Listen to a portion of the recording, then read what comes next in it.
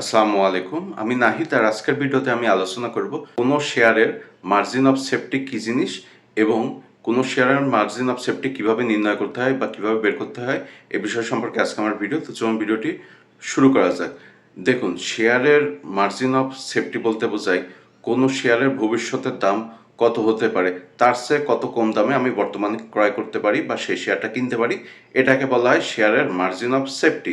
যেমন উদাহরণস্বরূপ, কোনো শেয়ারের দাম ভবিষ্যতে 200 টাকা গিয়ে দাঁড়াতে পারে বা 200 টাকা দাম হতে পারে কোনো শেয়ারের, কিন্তু বর্তমানে সেই শেয়ারের মার্কেট প্রাইস বা মার্কেট রেট হলো 80 টাকা।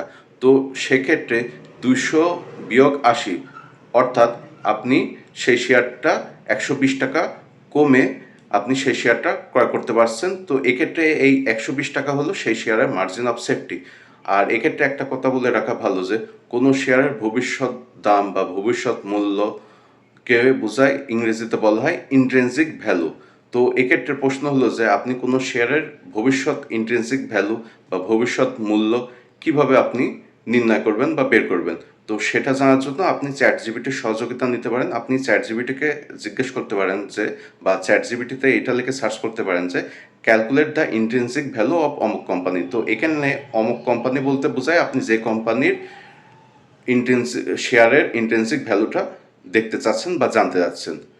তো এক্ষেত্রে চ্যাট জিপিটি সেই কোম্পানির প্রিভিয়াস ট্র্যাক রেকর্ড অ্যানালাইসিস করে আপনাকে সেই কোম্পানির শেয়ারের ইন্ট্রিনসিক ভ্যালু বা ভবিষ্যৎ শেয়ারের মূল্য আপনাকে ক্যালকুলেট করে দিবে বা ক্যালকুলেট করে জানাবে। তো এই ছিল আজকের ভিডিও। এরকম নতুন ভিডিও না খুব শীঘ্রই আমি আপনাদের সামনে হাজির হব। আপনারা সবাই ভালো থাকবেন। ধন্যবাদ।